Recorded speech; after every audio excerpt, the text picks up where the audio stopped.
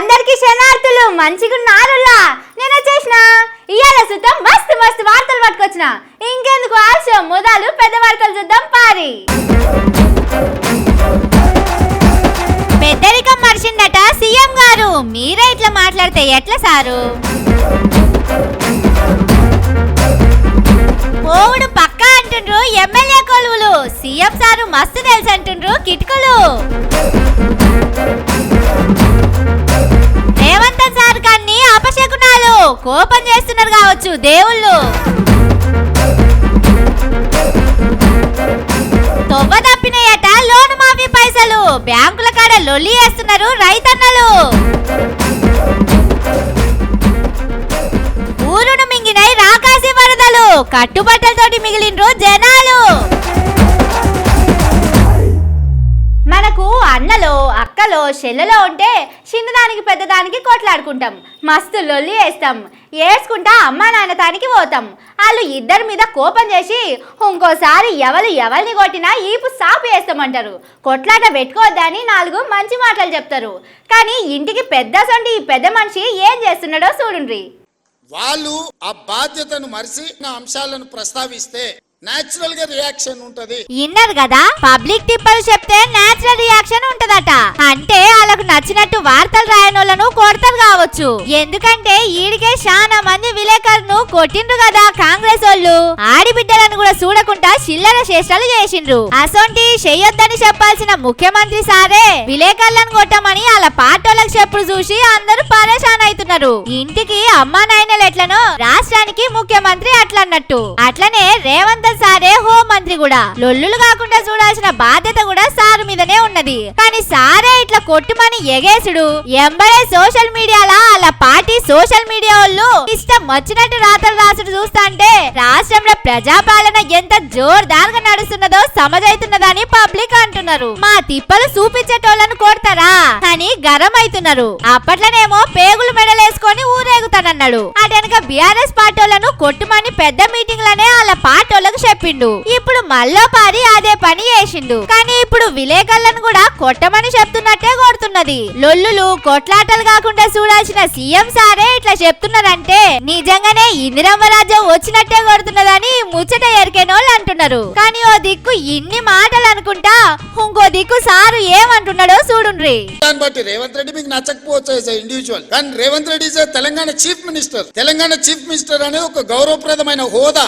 నీకు నచ్చొచ్చు నచ్చకపోవచ్చు, ఆ హోదాని గౌరవించాల్సిన బాధ్యత పత్రికలకు ఉండదా? సారు నోరు మంచిదైతే ఊరు మంచిదైతే అంటారు. మీ నోరు మంచిగుంటే మీరు చేసే పనులు మంచిగుంటే బయటోళ్ళు ఎందుకు మిమ్మల్ని అంటారు చెప్పుండ్రి. మీరే ఇట్లా మాట్లాడి అందరినీ రెచ్చగొట్టి సీఎం కుర్చీకి ఇల్వ ఇస్తలేదని మాట్లాడు పద్ధతేనా అని అడుగుతున్నారు. మీరే ఆ కుర్చీ ఇల్వ తీసి విలేకరుల మీద నూకేస్తే ఎట్లా సారు? నాకు గాయంత సమజ్ కాదనుకున్నారా అని పబ్లిక్ అంటున్నారు.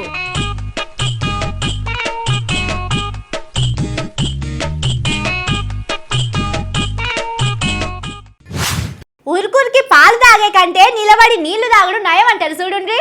ఇగో వీళ్ళకి అట్లనే అయిందట. ఆశపడి పోతే గోసపడే రోజులు వచ్చినాయట. ఇప్పుడు ముగ్గురే లెక్కకొచ్చిండు గాని ఇంకొన్ని దినాలు పోతే మిగిలిన వాళ్ళ కుర్సీ కూడా కూలిపోయే కాడికి వచ్చిందట.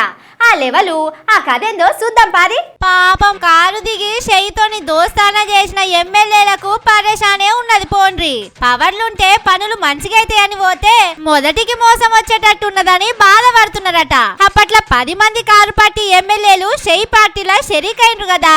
అందులో ముగ్గురిని ఉంచుతారా పీకేస్తారా అనే ముచ్చట మీద నెల రోజుల ఏదో ఒకటి చెప్పాలని అసెంబ్లీలో ఉన్న పెద్ద ఆఫీసర్ కు హైకోర్టు కాగితం రాసింది. దానం నాగేందర్ సారు, కడియం శ్రీహరి సారు, తెల్లం వెంకట్రావు సారును అసెంబ్లీలో ఉంచుతారో కొలువులోకి వెళ్ళి పీకేస్తారో జల్దినే చెప్పాలన్నది. కానీ పాపం హైకోర్టులకు అసలు ముచ్చట ఎరకగా అన్నట్టున్నది. స్పీకర్ సారు పీకేస్తే దాన్ని ఎట్లా ఆపుకోవాలనో వాళ్ళకు తెలియదా ఎట్లా?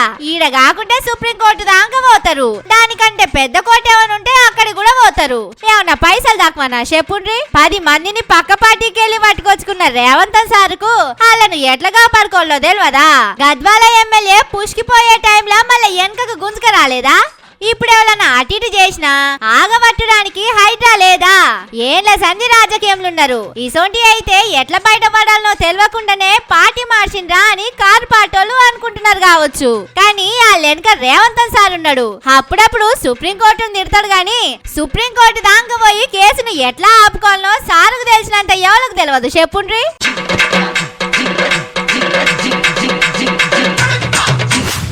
కొందరుంటారు ఏ పని మొదలుపెట్టినా ఏదో ఒకటి అవుతుంది.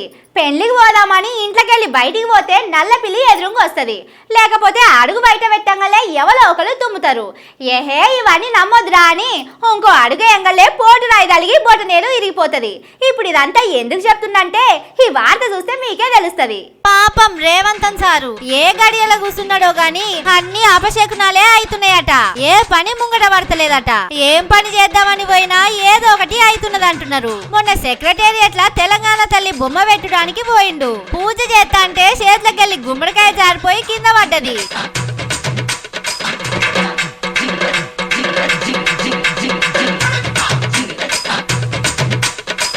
బాగా బరువున్నది కావచ్చు. సారు అసలే రోజుకు 18 గంటలు పని చేస్తున్నాడు. నిద్ర లేక చేతుల బలం లేక జారిపోయింది కావచ్చు అని అందరూ అనుకుంటున్నారు. కానీ ఇంతలే ఇంకోటి అయింది. మొన్న ఖైరతాబాద్ గణపతి దేవంతానికి పోయిండు సారు. అక్కడోళ్ళు పెద్ద దండ పట్టుకొచ్చి ఏద్దామని చూసిండ్రు. కానీ అటీటనంగానే ఆ దండ జారిపోయి కింద పడ్డది.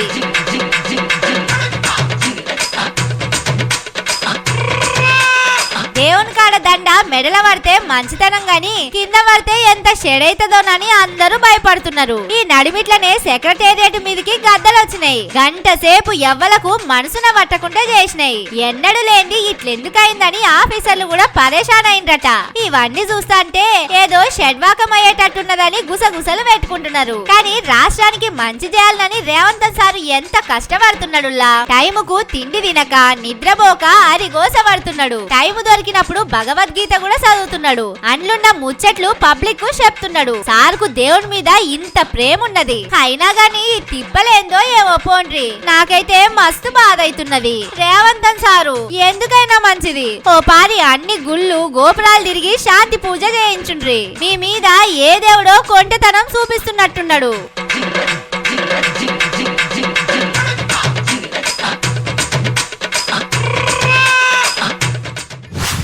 ఈ వానలు సర్కారోళ్ళ మీద పగబట్టినట్టున్నాయిలా. వ్యవసాయం చేసేటోళ్ళ మీద ప్రేమతోని లోన్లు మాఫీ వేసిండు. డిసెంబర్లోనే వేస్తామని పైసలు దొరకక 15 ఆగస్టు దాకా తిప్పలు వాడి అటో ఇటో సర్దిండ్రు. లోన్ల మాఫీ ఓడిచిపోయిందని చెప్పిండ్రు. కానీ ఈ లొల్లిలేందుల్లా సర్కారోళ్ళు మొత్తం మాఫీ వేసినా గానీ ఈ రైతన్నలు ఎందుకో లొల్లి వేస్తున్నారు. 15 ఆగస్టు పోయి అటు ఇటన 25 రోజులు అవుతున్నది. సర్కారోళ్ళు చెప్పిన లోన్ల మాఫీ కదా ఇంకా ఎటు ఓడుస్తలేదు. సర్కారోళ్ళు రైతన్నలను బ్యాంకుల చుట్టూ తిప్పుతున్నారు. ఇట్లా కట్టుకొత్తంగానే అట్లా పైసలు వచ్చి బ్యాంకులో పడతాయి అన్నారు. కానీ ఈడికి పైసలు బ్యాంకులకు రాలేదట. మళ్ళా కొత్తగా లోను ఇస్తలేరట. భువనగిరి దగ్గరున్న చందుపట్ల కాడ ఇగో ఇట్లా సొసైటీ కాడికి వచ్చి లొల్లి వేసిండ్రు. ఇప్పుడు వచ్చిన వాళ్ళకైతే ఇప్పుడు ఎవరికైతే మెసేజ్ వచ్చిందో 900 మంది ఉన్నారు కదా. ఆ 900 మందికి అయితే నువ్వు చెల్లించలేవు. ఇప్పుడైనా చెల్లించు కదా. 900 మందికి చెల్లిస్తే వాళ్ళు ఎంతో కొంచెం ఊరట అవుతుంది కదా. వాటాలకు ఊరట ఉంది. వాటాలకి సంబంధం లేదు. వాటాలు ఎప్పుడైనా డబ్బులు అవుతున్నాయి కదా. వాటాలకు ఎప్పుడు ఇబ్బంది లేదు. వాటాలకు ఇబ్బంది లేదు.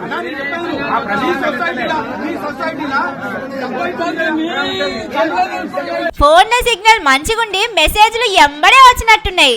కానీ పైసలు బరువు ఉంటాయి కదా.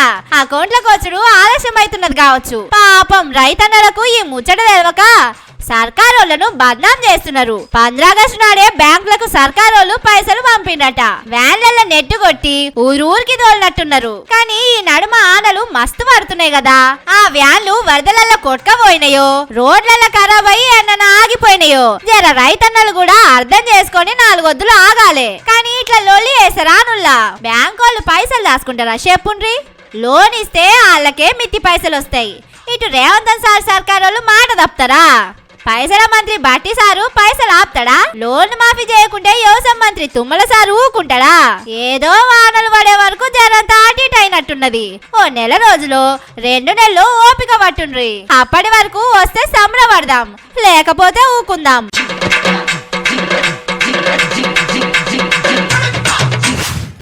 ఛీ ఏమానలో ఏమో పోండ్రి, బతుకులు ఆగం చేస్తున్నాయి. ఆ దేవునికి ఎట్లా మనసు వస్తున్నదో ఏమో, పేదోళ్ళ బతుకులు గంగపాలు చేసిండు. ఖమ్మం జిల్లాలో మొన్న వరదలు వచ్చినాయి కదా, అక్కడికి మా అన్నలు పోయిండ్రు. అక్కడ చాలా మంది కట్టుబట్టలతోటి మిగిలిండ్రు. వాళ్ళ తానికి పోయి మంచి చెడ్డ ఆడుచుకొని వాళ్ళకి జరంత సాయం చేసి వచ్చిండ్రు. గంగమ్మకు ఎందుకో కోపం వచ్చినట్టుందిలా, ఎవల మీద కోపమో గాని ఖమ్మం జిల్లా రాకసి తండ మొత్తాన్ని పట్టుకొని పోయింది. కూలీనాలి వేసుకొని రూపాయి కూడబెట్టి కట్టుకున్న ఇండ్లను, ఇంట్లున్న సామాన్లను మొత్తం గుంజుకపోయింది. తండాలున్నోళ్ళందరూ కట్టుబట్టలతోని మిగిలిండ్రు. ఈ ముచ్చట ఎరకగాంగల్నే మా అన్నలో వీడియో చేసి పెడితే మీరందరూ తోచినంత సాయం చేసిండ్రు. ఆ పైసలు పట్టుకొని మా అన్నలు రాకాసి తండాకు పోయి అక్కడున్న పేదోళ్లకు బియ్యం, మనిషికి పైసలు ఇచ్చి వచ్చిండ్రు. కానీ వాళ్ళ గోసలు చిన్నగా లేవుల్లా, ఇండ్లు కూలిపోయినాయి. కొన్ని ఇండ్లేమో గోడలున్నా గానీ ఎప్పుడు కూలిపోతాయో తెలుస్తలేవు. డబ్బులు లేవు, చేను పొలాలన్నీ పోయినాయి. ఎక్కడన్నారా తోట వేసుకున్నాం, 20,000 పెట్టి నారు తెచ్చినాం, పైపులు, ఇంజిన్, మిరప తోట వేసినాం సార్. ఇంటికాడ పెడితే ఆ డబ్బులు పోయినాయి. ఒక 5 తులాల బంగారం మా అత్తయ్య బాగాలేదని ఆల బాల మేము వెళ్ళిపోయాం. వెళ్ళిపోతే ఇక ఇటు సంగతి ఇక పోతే పోయింది. ఇక నువ్వు బతికిన సార్ రా కొడుక, నువ్వు బయటకు వెళ్ళరా, గొడ్డు నువ్వు మేక ఒకటి. బర్రెలు పోయినాయి, మేకలు పోయినాయి, సొమ్ము పోయింది, ఒడ్లు పోయినాయి, అన్ని పోయినాయి సార్. ఏం మిగల సార్ నాకు. చెట్టుకి ఒకలేమో బిడ్డ పెళ్లి కోసం సామాన్లు, బంగారం, వెండి తెచ్చి ఇంట్లో పెట్టుకుంటే అన్ని వరదలు కొట్టుకుపోయినాయట. వాళ్ళ గోసలింటంటే కళ్ళల్లో నీళ్ళు ఆగుతలేదుల్లా. పాపకు పెళ్లి చేద్దామని అన్ని తీసుకున్నాం. అమ్మ కూతురు పాపకి కార్తీక మాసంలో ఖాతా మాసంలో పెళ్లి చేసుకున్నాను. పెళ్లి పెట్టుకుంటే అన్ని సామాన్లు కొనుక్కున్నా, నగలు కొనుక్కున్నా. మా దాంట్లో బాగా ఇస్తారు సామాన్లు. ఒక 2 లక్షల సామాన్లు కొనుక్కున్నాం. అన్ని ముందు ఫ్రిడ్జ్, కూలరు, బీరువా, డేకుల మంచాలు, అన్ని ఇంట్లో సామాన్లు కూడా ఇప్పుడు ఈ మధ్య తీసుకొచ్చినాం సార్. అంటే ఇప్పుడు మా కూలి బతుకు కదా సార్, ఎప్పుడంటే ఎప్పుడు డబ్బులు వచ్చినప్పుడు. ఆ తండాకు నిన్న కేంద్ర మంత్రి కిషన్ రెడ్డి సార్ పోయిండు. చూడుండ్రి ఎట్లా కాళ్ళ మీద పడ్డారో.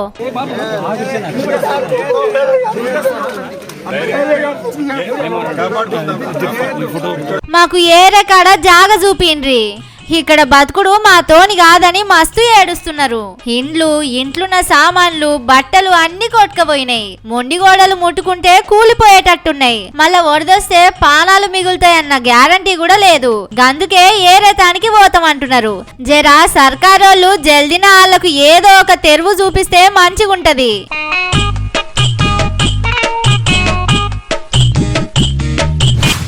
ఇవి మన తీర్మాన ముచ్చట్లు. ఇంక నీ ఖతర్నాక్ ముచ్చట్లతోటి మళ్ళీ వస్తా. ఉంటాయిగా.